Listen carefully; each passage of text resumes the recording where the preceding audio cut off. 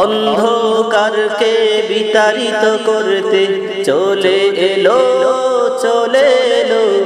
পূর্ণ দিনের আলো, পূর্ণ দিনের আলো, পূর্ণ দিনের আলো।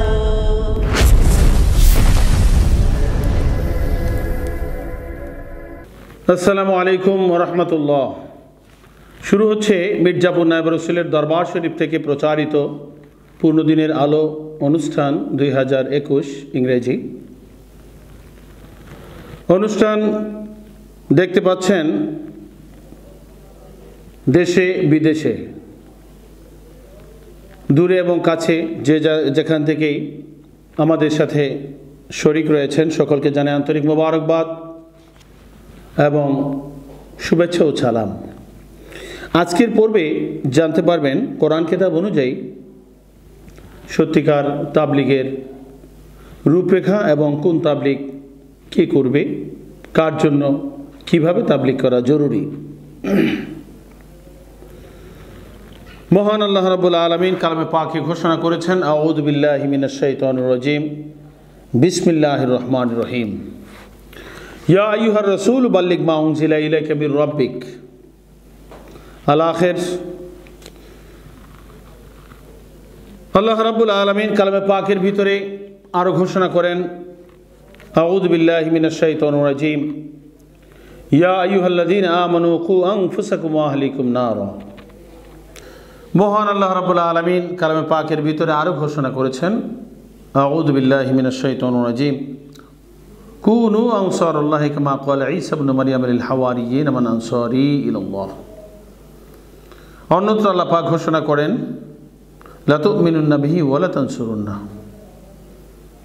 এইভাবে অসংখ্য আয়াতের ভিতরে আল্লাহ রাব্বুল আলামিন আল্লাহর দ্বীন প্রচারের ব্যাপারে বর্ণনা করেছেন, নির্দেশ প্রদান করেছেন। এই আয়াতগুলোর পরিপ্রেক্ষিতে ভারত বিখ্যাত পীরে কামেল জনাব আশরাফ আলী থানভী রহমতুল্লাহ আলাই তিনি তার লিখিত তাবলিগ নামক কিতাবের ভিতরে দাওয়াত ও তাবলিগ উসুল ও হাকাম কিতাবের ভিতরে লিখেছেন, তাবলিগ হলো 3 প্রকার: দাওয়াতে খাসা, দাওয়াতে আম্মা, দাওয়াতে হুকমিয়া। অর্থাৎ তাবলিগে খাস, তাবলিগে আম, তাবলিগে হুকমি। 3 ভাগে উনি তাবলিগকে ভাগ করেছেন এবং প্রত্যেক ভাগের উনি বিস্তারিত বর্ণনা প্রদান করেছেন। মুজাদ্দিদ আজম আল্লামা হাতেম আলী রহমতুল্লাহ আলাই তিনিও তার লিখিত তাবলিগ নামক কিতাবের ভিতরে এবং তাবলিগের মানচিত্রের ভিতরে এই সত্যিকার কোরআন কিতাব অনুযায়ী তাবলিগের রূপরেখা এবং কোন তাবলিগ কে করবে এর বিস্তারিত বর্ণনা করেছেন। যেমন আমার সামনে আপনারা দেখতে পাচ্ছেন মানচিত্রের ধারায় তাবলিগের রূপরেখা। মুজাদ্দিদ আজম আল্লামা হাতেম আলী রহমতুল্লাহ আলাই তিনি এই মানচিত্রের ধারায় আমাদের সামনে কিতাব আকারে এই তাবলিগ এর ভাগ বন্টন লিপিবদ্ধ করে গেছেন। কোরআন কিতাব অনুযায়ী তাবলিগ হচ্ছে 3 প্রকার: তাবলিগে খাস, তাবলিগে আম, তাবলিগে হুকমি। তাবলিগে খাস কাহাকে বলে?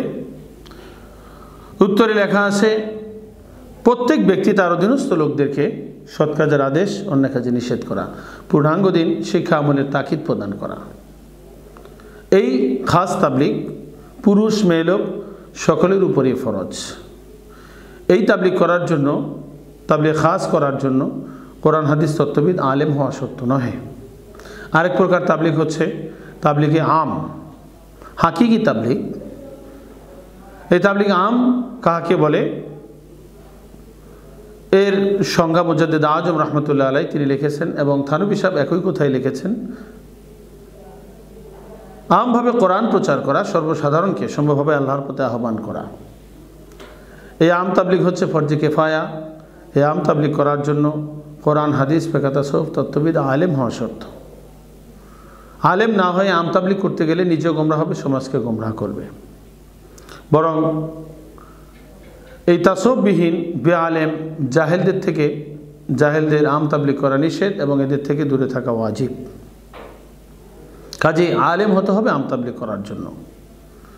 কোরআন ও দ্বীন প্রচার করতে হলে, আমভাবে করতে হলে কোরআন হাদিস তত্ত্ববিদ, ফিকহ তাসাউফ তত্ত্ববিদ আলেম হওয়া শর্ত। আর এটা যেহেতু ফরজে কিফায়া, এটা সকলের কাজ নয়, এটা মুহাক্কিক আলেমের কাজ। আরেক প্রকার তাবলিগ হচ্ছে তাবলিগে হুকমি, পরোক্ষ তাবলিগ, সাহায্যের মাধ্যমে তাবলিগ। এর সংজ্ঞায় কিতাবে লেখা আছে, থানভী সাহেব সুন্দরভাবে লিখেছেন, মুজাদ্দিদ আজম রহমতুল্লাহ আলাইহি তিনিও সুন্দরভাবে লিখেছেন। রসুল বা নায়েবে রসুলগণকে দিন প্রচারের কাজে টাকা পয়সা ইত্যাদি দিয়ে জানি মালে সর্বতভাবে সাহায্য করা, এটার নাম হচ্ছে তাবলিগে হুকমি, সাহায্যের মাধ্যমে তাবলিগ।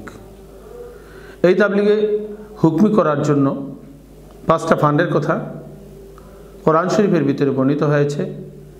সেগুলো মুজাদ্দিদ আজম রহমতুল্লাহ আলাইহি তার কিতাবের ভিতরে লিপিবদ্ধ করেছেন। 5টা ফান্ডের ভিতরে হচ্ছে রোজগার ফান্ড, মুস্তি ফান্ড, ফসল ফান্ড, ওয়াকফ ফান্ড, কেতাব ও বাকযুদ্ধ ফান্ড। এই ফান্ডগুলোর মাধ্যমে হুকমি তাবলিগের সাহায্য সহযোগিতা করতে হবে। এই হুকমি তাবলিগ করা হচ্ছে ওয়াজিব, ওয়াজিবে ক্ষেত্রেই এটা ফরজের সমতুল্য। এখন আমি আরেকটু আলোকপাত করতে চাই এই তাবলিগের বর্তমান হাল অবস্থা। বর্তমানে তাবলিগ খাস যে জিনিসটা প্রত্যেক ব্যক্তির উপরে, পুরুষ মহিলা সকলের উপরে ফরজাইন তাবলিগ। এই তাবলিগে খাস সম্বন্ধে, ফরজাইন তাবলিগ সম্বন্ধে আজকে সমাজ খুবই বেখবর। প্রত্যেকের উপরে যে আল্লাহর পক্ষ থেকে দায়িত্ব এসেছে, ইয়া আইয়ুহাল্লাযীনা আমানু কু আনফুসাকুম ওয়া আহলিকুম নারা। আল্লাহ পাক বলছেন, হে ইমানদার বান্দাগণ, তোমরা নিজে বাঁচো, তোমাদের আহালকে বাঁচাও দোজখের আগুন থেকে। এই আয়াতের পরিপ্রেক্ষিতে তাবলিগে খাস ফরজ সাব্যস্ত হয়েছে এবং হাদিস শরীফের ভিতরে আল্লাহ নবী ঘোষণা করেছেন, কুল্লুকুম রাইন ও কুল্লুকুম মাসউলুন আন রায়াতিহি। তোমরা সকলেই রক্ষক, রাখাল, দায়িত্বশীল। প্রত্যেক ব্যক্তি তার অধীনস্থদের সম্বন্ধে হাশরের ময়দানে জিজ্ঞাসিত হবে। পিতাকে জিজ্ঞেস করা হবে সন্তান সম্বন্ধে, বড় ভাইকে জিজ্ঞেস করা হবে ছোট ভাই সম্বন্ধে, নেতাকে জিজ্ঞেস করা হবে তার অধীনস্থদের সম্বন্ধে, ইমাম সাহেবকে জিজ্ঞেস করা হবে তার মুসল্লি সম্বন্ধে, শিক্ষককে জিজ্ঞেস করা হবে তার ছাত্র সম্বন্ধে। এইভাবে প্রত্যেককে জিজ্ঞেস করা হবে, কাউকে সেখানে ছাড় দেওয়া হবে না। রাজাকে তার প্রজা সম্বন্ধে জিজ্ঞেস করা হবে। এইভাবে কর্মকর্তাকে জিজ্ঞেস করা হবে তার কর্মচারী সম্বন্ধে। যে যেখানে লিডার গার্জিয়ান আছে প্রত্যেককেই অধীনস্থদের ব্যাপারে জিজ্ঞেস করা হবে যে ভালো কাজের আদেশ মন্দ কাজে নিষেধ করা হয়েছিল কিনা, পূর্ণাঙ্গ দিন শিক্ষা আমলের তাকিদ প্রদান করা হয়েছিল কিনা। এখন যদি এই কাজটা না করা হয়ে থাকে, প্রত্যেকে যদি তার অধীনস্থদেরকে এই তাবলিগ খাসের দায়িত্ব পালন করে না থাকে, অধীনস্থদেরকে ভালো কাজের আদেশ মন্দ কাজে নিষেধ, পূর্ণাঙ্গ দিন শিক্ষা আমলের তাকিদ প্রদান করে না থাকে, তাহলে হাশরের ময়দানে অবশ্যই দোষী সাব্যস্ত হয়ে যেতে হবে। এবং দোষী সাব্যস্ত যারা হবে তাদের সম্বন্ধে কোরআনুল কারীমের ভিতরে 24 নম্বর পারায় আল্লাহ রাব্বুল আলামিন ঘোষণা করেছেন, আউযু বিল্লাহি মিনাশ শাইতানির রাজিম, বিসমিল্লাহির রহমানির রহিম। রব্বানা আরিনাল্লাযীনা আযাল্লানা মিনাল জিন্নি ওয়াল ইনসি নাজআলহুমা তাহতা আকদামিনা লিয়াকুনা মিনাল আসফালিন। আল্লাহকে জিজ্ঞেস করবি, হে পরওয়ারদিগার, যাদের অবহেলার কারণে, যাদের গাফলাতির কারণে আজকে আমরা দোজখী হয়েছি, আমরা জাহান্নামী হয়েছি, হে পরওয়ারদিগার দেখায় দাও তারা আজকে কোথায়। এইভাবে সন্তান পিতাকে তালাশ করবে, এইভাবে নাকেশ পীরদের মুরিদরা তাদের পীরদেরকে তালাশ করবে, এইভাবে নেতাদেরকে তালাশ করবে, তাদের অধীনস্থর অর্থাৎ যারা জাহান্নামী হবে তারা আল্লাহর কাছে বলবে, দেখায় দাও আজকে যাদের অবহেলার কারণে, গাফলাতির কারণে, যাদের নির্দেশ না দেওয়ার কারণে আমরা জাহান্নামী সাব্যস্ত হয়ে গেছি। নাজআলহুমা তাহতা আকদামিনা লিয়াকুনা মিনাল আসফালিন। তাদেরকে আমাদের পায়ের নিচে ফালাবো এবং পায়ের নিচে ফালিয়ে বুকের হাড্ডি চুরমার করে দিয়ে তারপরে আমরা জাহান্নামে পতিত হব। এর আগে নয়। এই আয়াতের মর্ম পরিষ্কার বোঝা যায়, যদি তাবলিগ খাসের দায়িত্ব যথাযথভাবে আমরা পালন না করি তাহলে হাশরের ময়দানে কঠিন ভয়াবহ আযাবের সম্মুখীন আমাদের হয়ে যেতে হবে। কাজে আমাদের প্রত্যেকের উচিত এই তাবলিগ খাসের দায়িত্ব পালন করা। আজকে এই তাবলিগ খাসের দায়িত্ব যথাযথভাবে পালন না করার কারণে আজকে সমাজের ভিতরে অন্যায় কাজের সয়লাব হয়ে গেছে। এই অন্যায় কাজ চলতেছে সমাজের ভিতরে মূলত এই তাবলীগ খাস না থাকার কারণে। প্রত্যেকেই যদি তার অধীনস্থদেরকে ভালো কাজের আদেশ করত, মন্দ কাজে নিষেধ করত, পূর্ণাঙ্গ দিন শিক্ষা আমলের তাকিদ প্রদান করত, তাহলে অন্যায় কাজ সমাজের ভিতরে থাকতো না। ছেলে যখন বাড়িতে থাকে তখন পিতামাতার অধীনে থাকে, পিতামাতা ছেলেকে সন্তানদেরকে ভালো কাজের আদেশ করবে, মন্দ কাজে নিষেধ করবে। যখন ছেলে মামা বাড়ি বেড়াতে যায়, মামু খালুরা যদি তাদেরকে শাসন করে, ভালো কাজের আদেশ দিয়ে মন্দ কাজে নিষেধ করে, তাহলে সেই সন্তান অন্যায় কাজ করতে পারে না। এইভাবে প্রত্যেক অফিসার যদি তার কর্মচারীদেরকে ভালো কাজের আদেশ দিত, মন্দ কাজে নিষেধ করতো, তাহলে কোনো অফিসে অন্যায় কাজ চলতো না। এইভাবে ইমাম সাহেব যদি ঠিকভাবে তাবলীগ খাসের দায়িত্ব পালন করতেন, মুসল্লিদেরকে যথাযথভাবে ভালো কাজের আদেশ মন্দ কাজে নিষেধ দিতেন, তাহলে প্রত্যেক মুসল্লিরাও পুরাপুরিভাবে নেককার হয়ে যেতেন। তো এইভাবে তাবলীগ খাস আজকে সমাজের ভিতরে না থাকার কারণে আজকে সমাজের ভিতরে অন্যায়, অবিচার, জুলুম, নির্যাতন, চুরি, ডাকাতি, খুন খারাপি, মারামারি, কাটাকাটি, ঝগড়া, কলহ, বিবাদ ইত্যাদি লেগে আছে। তো কাজেই আমাদেরকে এই তাবলীগ খাসের দায়িত্ব যথাযথভাবে পালন করতে হবে। প্রত্যেকে যদি আমরা তাবলীগ খাস ঠিকভাবে আদায় করি, আপনি আপনার বাড়িঘরে তাবলীগ খাসের দায়িত্ব আদায় করেন, আপনার বাড়িঘর সঠিক হয়ে যাবে, আপনার বাড়িঘর থেকে অন্যায় দূরীভূত হবে। আমি আমার বাড়িঘরে তাবলীগ খাসের দায়িত্ব পালন করলে আমার বাড়ি ঠিক হবে। এবার প্রত্যেক ব্যক্তি, প্রত্যেকটা মুসলমান যদি তার বাড়িকে ঠিক করে ফেলে, তার ঘরকে ঠিক করে ফেলে, তাহলে সারা দুনিয়া ঠিক হয়ে যাবে। এই জন্য তাবলীগ খাস আমাদেরকে করতে হবে। তাবলীগ খাস করা প্রত্যেক মুসলমানের উপরে ফরজ আইন, ফরজ। কাজে তাবলীগ খাস করে আমরা যেন জাহান্নামের আগুন থেকে বাঁচতে পারি। আল্লাহ রাব্বুল আলামিন আমাদের সকলকে তৌফিক দান করুন। ওমা তৌফিক ইল্লা বিল্লাহ। এরপরে আমি আপনাদের সম্মুখে আলোকপাত করতে চাই তাবলীগে আম সম্বন্ধে, হাকিকি তাবলীগ সম্বন্ধে, আম তাবলীগ সম্বন্ধে। আল্লাহ পাক বলছেন, আউযু বিল্লাহি মিনাশ শাইতানির রাজিম, ইয়া আইয়ুহার রাসূল বাল্লিগ মা উনজিলা ইলাইকা মির রাব্বিক। হে আমার রাসূল, আপনি তাবলীগ করেন যা আমি আপনার প্রতি নাজিল করেছি, অর্থাৎ যে আসমানি কিতাব কোরআন শরীফ আমি আপনার প্রতি নাজিল করেছি, এই কোরআন আপনি প্রচার করুন। এই কোরআন প্রচার করা নবীর উপরে আল্লাহর পক্ষ থেকে নির্দেশ, দায়িত্ব।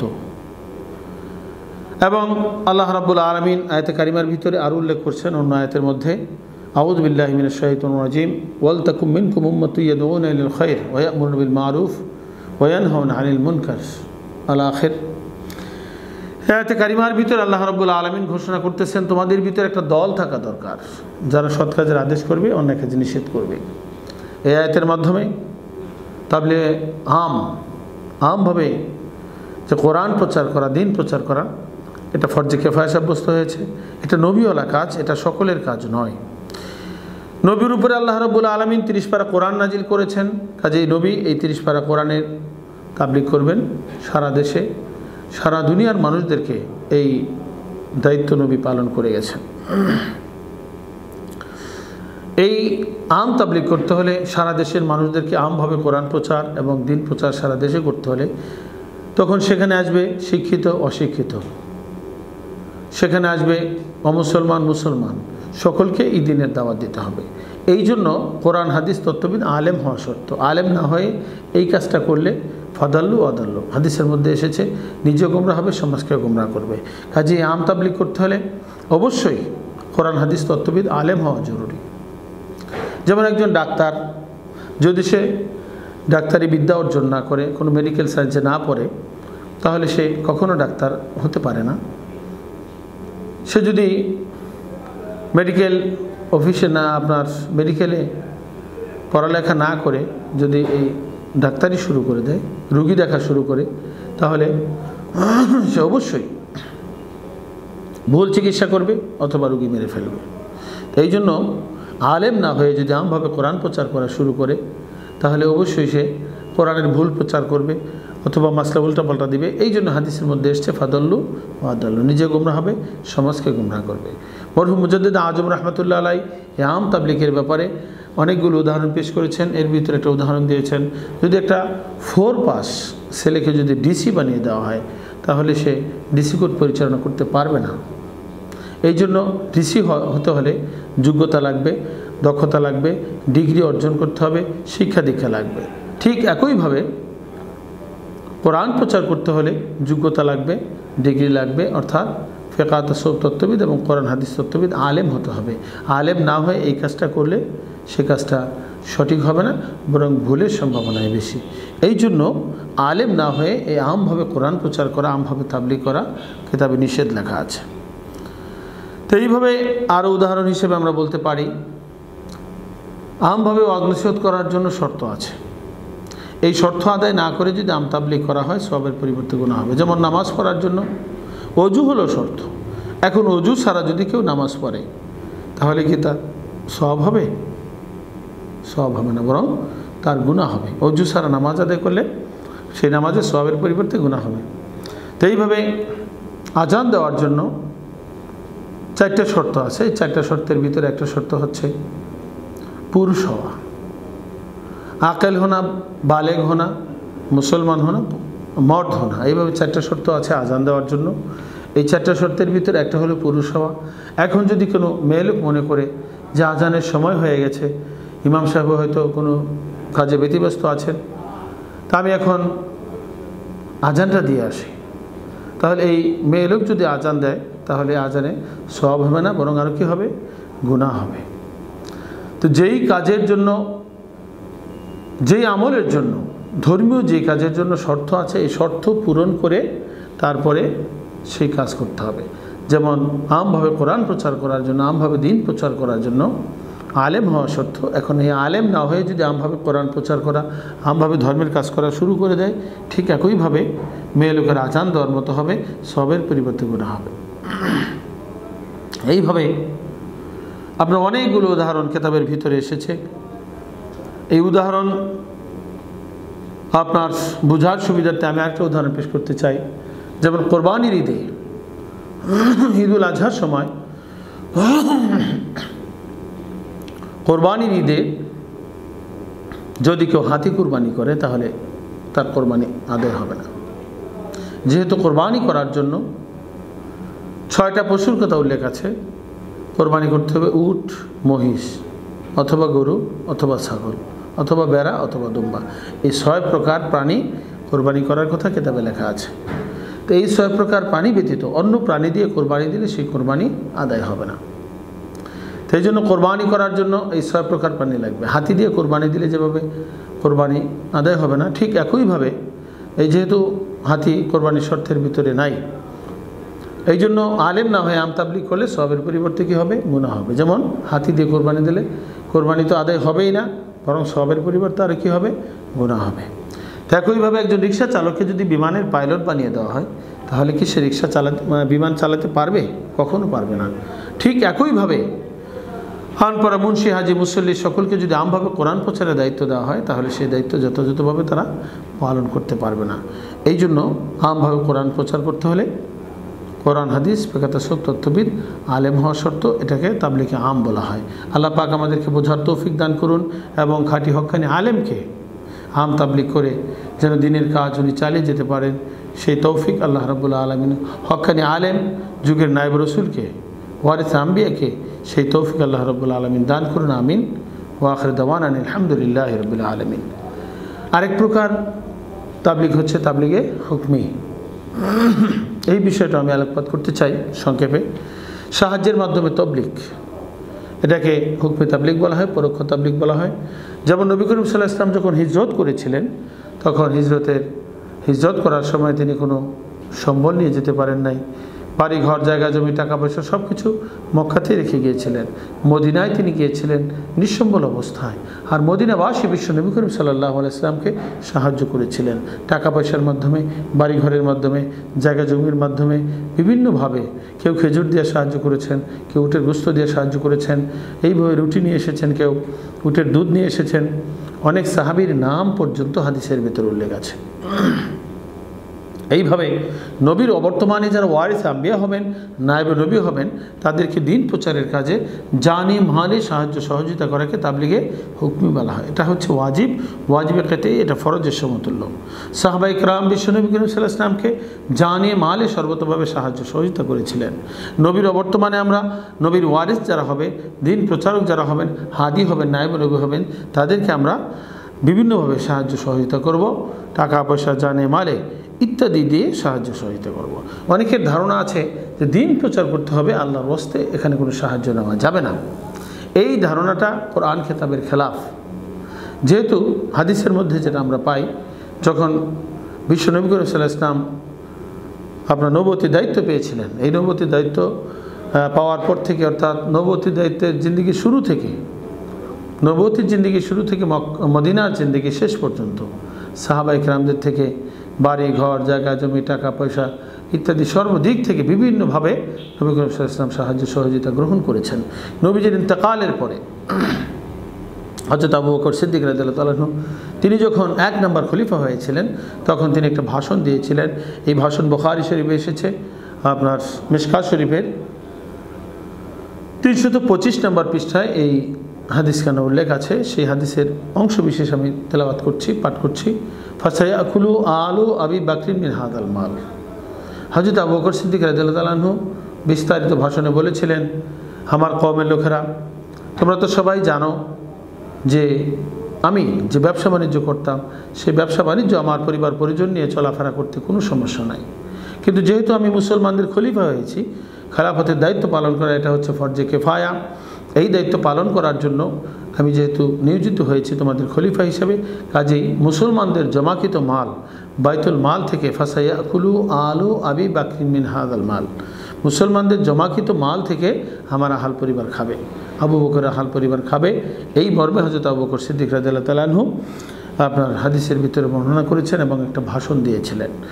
তাই তিনি সস্তার বাজার, সেই সময় তিনি বাইতুল মাল থেকে 30 দিরহাম পর্যন্ত নিতেন।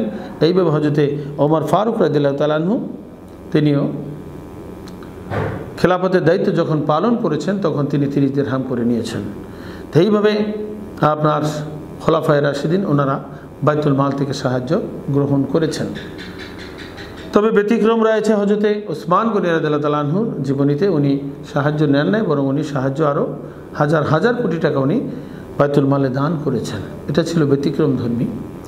যেহেতু ওনাকে আল্লাহ রাব্বুল আলামিন কোটি কোটি টাকার সম্পদ দান করেছিলেন, কাজে তিনি সেই সাহায্য ওনার বরাদ্দ ছিল, সেটা তিনি গ্রহণ করেন নাই। এটা ছিল ভিন্ন রকমের। দিন প্রচারের কাজে যদি সাহায্য করাটা জরুরি না হয়, সাহায্য করা যাবে না বলে যদি কেউ ধারণা করে, তাহলে যে আপনার সাহায্য গ্রহণ করা যাবে না, সাহায্য করাও যাবে না, সাহায্য গ্রহণ করা যাবে না, তাহলে নবীজির সাথে টক্কর লেগে যায়। টক্কর লেগে যায় সাহাবায়ে কেরামদের সাথে, বিশেষ করে আবু বকর, ওমর, ওসমান, আলী রাদিয়াল্লাহু আনহু, অন্যান্য সাহাবায়ে কেরাম যারা নবীকে দিন প্রচারের কাজে সাহায্য করেছেন, এবং ওনারা খেলাফতের দায়িত্ব গ্রহণ করার সময় ওনারা নিজেরাও বাইতুল মাল থেকে সাহায্য নিয়েছেন। কাজে সাহায্য করা হচ্ছে নবীর তরিকা, সাহায্য নেওয়াটা হচ্ছে সাহাবাদের তরিকা, নবীর তরিকা। এই তরিকা অনুযায়ী আমাদেরকে চলতে হবে, অন্যথায় জাহান্নামী সাব্যস্ত হতে হবে। তো এইভাবে সাহাবায়ে কেরাম বিশ্ব নবী করিম সাল্লাল্লাহু আলাইহি ওয়াসাল্লামকে কত সাহায্য করেছেন, এই মর্মে অসংখ্য অগণিত হাদিস বর্ণনা রয়েছে। তো নবী করিম সাল্লাল্লাহু আলাইহি ওয়াসাল্লাম শেষ জীবনে তিনি 100 উট কুরবানি করেছিলেন, যেটা হাদিসের মধ্যে পাওয়া যায়। এইভাবে হযরত ওসমান রাদিয়াল্লাহু তাআলা তিনি নবী করিম সাল্লাল্লাহু আলাইহি ওয়াসাল্লামের দরবারে 1000 উটের পিঠে আটা, ময়দা, খাদ্য সামগ্রী ইত্যাদি, এবং 200 ঘোড়া, আটা, ময়দা, খাদ্য সামগ্রী সহ, এবং 1000 স্বর্ণ মুদ্রা একসঙ্গে বিশ্বনবীর দরবারে তিনি দান করেছিলেন। এইভাবে অনেক অনেক দান সাহাবায়ে কেরাম করেছেন, বিশ্বনবী করিম সাল্লাল্লাহু আলাইহি ওয়াসাল্লাম সাহায্য করেছেন।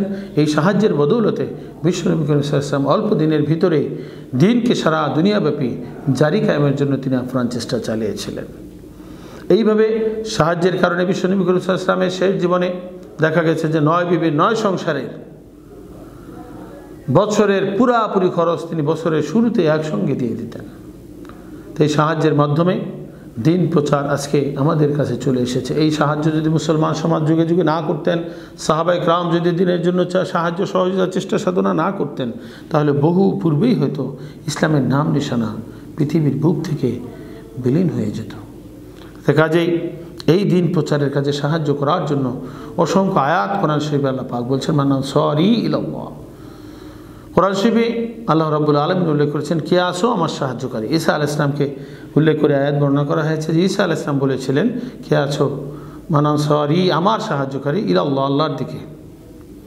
আল্লাহর দিকে অর্থাৎ আল্লাহর দিন প্রচারের কাজে সাহায্য সহযোগিতার কথা ঈসা আলাইহিস সালাম আপনার বর্ণনা করেছেন। এইভাবে বিশ্ব নবী করিম সাল্লাল্লাহু আলাইহি ওয়াসাল্লাম এই আয়াতের পরিপ্রেক্ষিতে আপনার মুসলমান সমাজের থেকে উম্মতে মুহাম্মদী থেকে তিনি সাহায্য গ্রহণ করেছেন। এইভাবে কোরআন শরীফের ষষ্ঠ পারায় এসেছে, তাআওয়ানু আলাল বিররি ওয়াত তাকওয়া, তোমরা নেকের কাজে, তাকওয়ার কাজে একে অন্যকে সাহায্য সহযোগিতা করো। তো এইভাবে অসংখ্য অগণিত আয়াতের মধ্যে এসেছে এবং হাদিসের মধ্যে আমরা যেটা পাই, কিয়ামতের ময়দানে হিসাব নিকাশ যখন হয়ে যাবে, দুজকবাসীরা কাতার বেঁধে দাঁড়িয়ে যাবে, আর দুজকবাসীদের কাতারের মাঝখান দিয়ে বাসীদেরকে আল্লাহ পাক ভেস্তে যাওয়ার জন্য অনুমতি দান করবেন। তখন ওই বাসীরা যখন এই দুজকীদের মাঝখান দিয়ে ভেস্তের দিকে রওনা হবেন, হাদিসের মধ্যে এসেছে, তখন ওই দুজকীদের মধ্য থেকে এক ব্যক্তি বলবে, ইয়া ফুলানু আমা তারিফুনি, হে অমুক ব্যক্তি, আপনি কি আমাকে চিনেন? আমি তো এক দিবস আপনাকে এক বদনা অজুর পানি দিয়ে সাহায্য করেছিলাম। তখন ওই বেহেশতি বান্দার মনে পড়ে যাবে, সে চিনতে পারবে, বুঝতে পারবে, স্মরণ করবে, হ্যাঁ তুমি তো আমাকে সাহায্য করেছিলে। আরেক ব্যক্তি ডাক দিবি, ইয়া ফুলানু মা তারিফুনি, আপনি কি আমাকে চিনেন? আনাল্লাযী সাকাইতুকা শরবাতাম, আমি তো এক দিবস আপনাকে এক গ্লাস শরবত পান করিয়েছিলাম। এইভাবে হাদিসের মধ্যে শরবতের কথা উল্লেখ আছে, অজুর পানির কথা উল্লেখ আছে। এই অজুর পানির মাধ্যমে সাহায্যের কথা স্মরণ করবে।